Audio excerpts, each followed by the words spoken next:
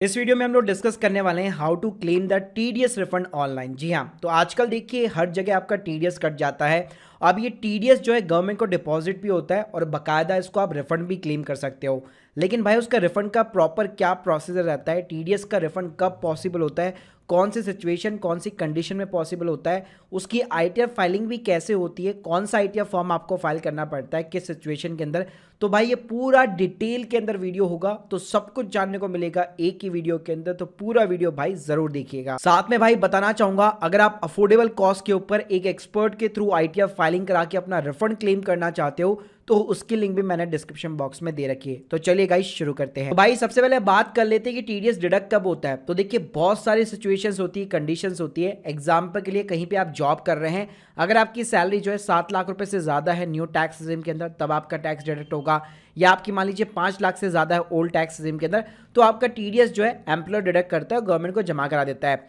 ऐसे बैंक की एफडी हो गया, आपका सेविंग अकाउंट का इंटरेस्ट हो गया, 40,000 से इंटरेस्ट ज़्यादा होने पर बैंक आपका टीडीएस काट लेता है। डिविडेंड अगर आपको मिलता है तो 5,000 से ज़्यादा होने पे आपका कट जाएगा। गेम वगैरह खोलते हो, ड्रीम 11 वगैरह या फैंटेसी जो क्रिकेट गेम्स होते हैं उसके ऊपर कट जाता है।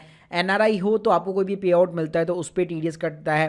कार परचेज करते हो 10 लाख से ऊपर की तो टीसीएस डिडक्ट होता है, वो टीडीएस की तरह ही काम करता है। कैश विड्रॉल करने जाओगे बैंक से 20 लाख के ऊपर कट जाएगा टीडीएस। तो भाई ये जितना भी टीडीएस आपका कट रहा है ना, उसको आप रिफंड भी यहाँ पे क्लेम कर सकते हो। अब भाई पता कैसे लगेगा कि मान लो किसी ने मेरा टीडीएस तो काट लिया, लेकिन क्या एक्चुअल में मेरे पैन कार्ड के अगेंस्ट में गवर्नमेंट को जमा कराया कि नहीं कराया। तो भाई उसके लिए सबसे पहले तो आपके पास ना इनकम टैक्स पोर्टल के ऊपर एक अकाउंट जो है होना चाहिए। ये जरूरी नहीं है कि आपको हर साल आईटीआर फाइल करनी है, एक अकाउंट बना के यार रख लो। तो मैं आपको एक लिंक दे दूंगा डिस्क्रिप्शन बॉक्स में, पूरा स्टेप बाय स्टेप गाइड किया हुआ है। तो बॉस यहाँ पे जैसे आप अपने इनकम टैक्स पोर्टल के अंदर लॉगिन करोगे, आपको जाना है ई फाइल वाले सेक्शन के अंदर। यहाँ पे ना आपको मिलता है व्यू फॉर्म 26 AS। तो भाई आपको इस चेक बॉक्स के ऊपर क्लिक करना है। यहाँ पे आपको व्यू टैक्स क्रेडिट फॉर्म के ऊपर क्लिक करना है। यहाँ पे आपसे पूछेगा असेसमेंट ईयर। तो देखिए एक फाइनेंशियल ईयर अप्रैल से लेकर मार्च के बीच में चलता है, तो आपका जिस भी फाइनेंशियल ईयर के अंदर डिडक्ट हुआ उससे एक चलता है आगे असेसमेंट ईयर। तो मान लो अब 23-24 में डिडक्ट हुआ है तो यहाँ पे मैं 24-25 सेलेक्ट करूंगा, व्यू एज ए एस्टिमेट करूंगा और व्यू एंड डाउनलोड बटन पे क्लिक कर दूंगा। भाई आप नीचे जाओगे ना, तो जिन्होंने भी आपका टीडीएस आपके पैन कार्ड के अगेंस्ट में जमा करा रखा है एक्चुअल में गवर्नमेंट को, वो यहाँ पे आपको दिखने लग जाएगा। और जो टीडीएस यहाँ पे आपको नहीं दिखाई दे रहा, उसको भाई आप तब तक रिफंड क्लेम नहीं कर पाओगे। तो भाई अगर मैं मोटा मोटा बात करूं तो ये जो टीडीएस है ना, यहाँ पे हर बार जो है हर साल जो है 31 मई तक अपडेट हो जाता है। तो 31 मई तक अगर कोई चीज अपडेट नहीं हुई है, इसका मतलब है आपको उस कंपनी को या उस पर्सन को कांटेक्ट करना होगा। अब भाई बात करते हैं कि टीडीएस का रिफंड कब पॉसिबल है। तो देखिए जैसे आप अपने 26 AS के अंदर यहाँ पे टीडीएस की एंट्री चेक करेंगे, तो उसी के साइड में ना यहाँ पे आपको अमाउंट भी दिखा रहा होगा कि इतना अमाउंट आपको पे हुआ है और उसके अगेंस्ट में इतना टीडीएस आपका डिपॉजिट हुआ है। तो यहाँ पे मान लीजिए आपकी जो टोटल इनकम है उसके ऊपर जो टैक्स लायबिलिटी है वो टीडीएस से यहाँ पे कम बनती है। एग्जाम्पल के लिए जैसे हमारे इंडिया में अभी न्यू टैक्स रिजिम के अंदर 7 लाख तक कोई भी टैक्स नहीं लगता है। तो 7 लाख या उससे नीचे की अगर आपकी नेट इनकम है तो वहाँ पे आपको रिबेट मिल जाती है, कोई टैक्स नहीं लगेगा। तो जितना भी आपका टीडीएस कटा हुआ है वो 100% आपका रिफंड हो जाएगा। लेकिन मान लीजिए आपकी इनकम है 10 लाख रुपए, तो टैक्स बनता है आपका 62,000 रुपए का, लेकिन टीडीएस आपका कटा हुआ है 1 लाख रुपए का।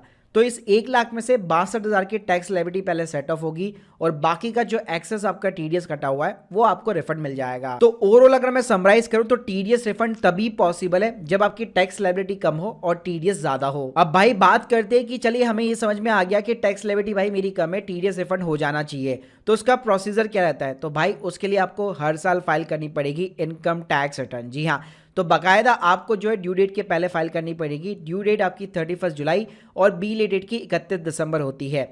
अगर ये ड्यू डेट भाई आपने मिस कर दी ना, फिर उसके बाद भूल जाओ। मतलब इस साल अगर आपका टीडीएस कटा है और ये डेट्स मान लो आपने मिस कर दी, तो फिर नेक्स्ट ईयर आप पिछले साल का टीडीएस रिफंड क्लेम नहीं कर पाओगे। तो इसलिए कहते हैं हर साल बाकायदा ड्यू डेट के पहले आईटीआर फाइल करो। अब भाई आईटीआर में भी ना बहुत सारे फॉर्म होते हैं, आईटीआर 1, 2, 3, 4 सब होता है। तो अगर आपकी केवल अदर इनकम है, बैंक का इंटरेस्ट है, डिविडेंड है, सैलरी है, नॉर्मल से इनकम है, तो आईटीआर 1 फाइल करो।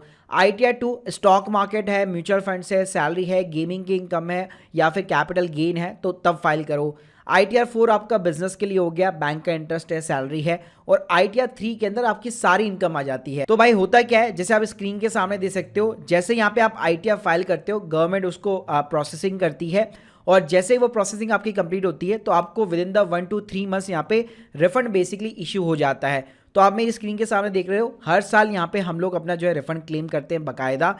तो यहाँ पे 1 से 3 महीना लगता है ITR फाइल करने के बाद आपको अपने बैंक अकाउंट के अंदर गवर्नमेंट से पैसा मिल जाता है। अब देखिए गाइस, ये ITR 1 है, 2 है, 3 है, 4 है, तो डिपेंड करेगा सिचुएशन के ऊपर। तो मैं आपको प्लेलिस्ट बना के दे दूंगा जिसमें हम लोगों ने ITR 2, 3, 4 सब कुछ आपको मिल जाएगा स्टेप बाय स्टेप। तो अभी राइट नाउ क्या कर रहा हूं, मैं आपको एक सिंपल सा स्टेप्स बताने वाला हूं ITR 1 के थ्रू। तो अगर आपकी नॉर्मल से इनकम है तो आप ये प्रोसेस फॉलो कर सकते हो। तो भाई इसके लिए क्या करना है, आपको अकाउंट क्रिएट करने के बाद में ई फाइल वाले सेक्शन के अंदर जाना है। यहाँ पे मिल जाएगा file income tax return 2425 select कर लीजिए। मोड हमेशा ऑनलाइन रखिए, कंटिन्यू बटन के ऊपर क्लिक कीजिए, स्टार्ट न्यू फाइलिंग। यहाँ पे स्टेटस आपको इंडिविजुअल रखना है।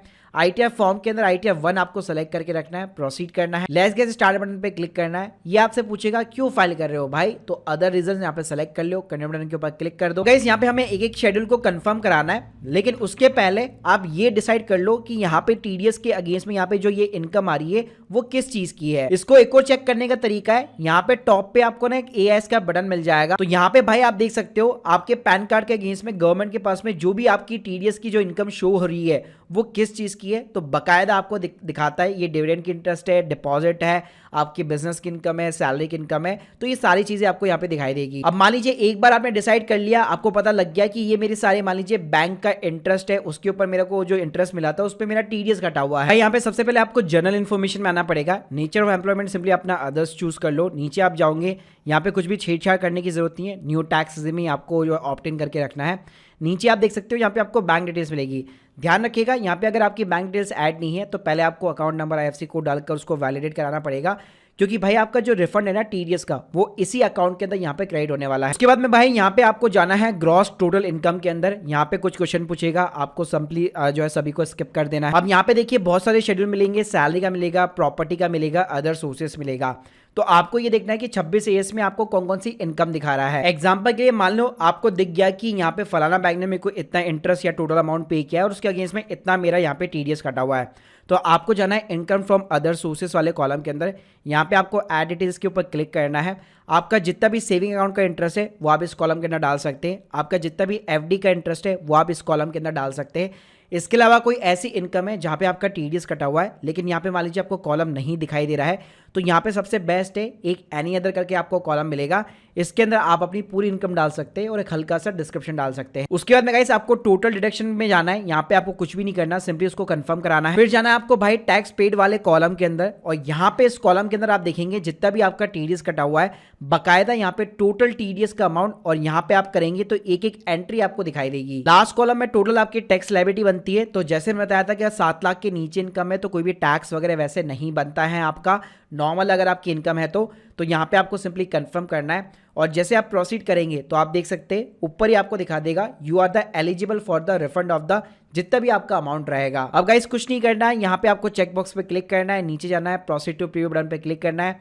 यह ITR 1 का ऑफिशियल फॉर्मेट आ जाता है और लास्ट में आपको प्रोसीड टू वैलिडेशन बटन पे क्लिक करना है। कोई भी एरर होगा तो आपको स्क्रीन के सामने दिखाई देगा, वरना भाई सिंपली एक आधार OTP डालो लास्ट में और आपकी ITR 1 यहाँ पे सबमिट हो जाती है। और भाई जैसे आप ITR सबमिट करते हैं वो अंडर प्रोसेसिंग जाती है गवर्नमेंट के, और अगर आपकी सारी चीजें एकदम करेक्ट है, आपने सही इनकम दिखाई है, सही शो की है, सही अगर आपने टैक्स कैलकुलेट वगैरह किया है तो आपका बकायदा रिफंड यहाँ पे इश्यू हो जाता है। साथ में भाई यहाँ पे आप अपने बैंक अकाउंट्स के अंदर भी जा सकते हैं और यहाँ पे आप देख सकते हैं आपका जो भी बैंक अकाउंट यहाँ पे ऐड होगा उसी के अंदर आपका ये रिफंड जो है क्रेडिट होता है। लेकिन गाइस कई बार जो है रिफंड के चक्कर में हो सकता है आपको डिमांड नोटिस में यहाँ पे मिल जाए अगर आपने टैक्स की कैलकुलेशन सही नहीं की है।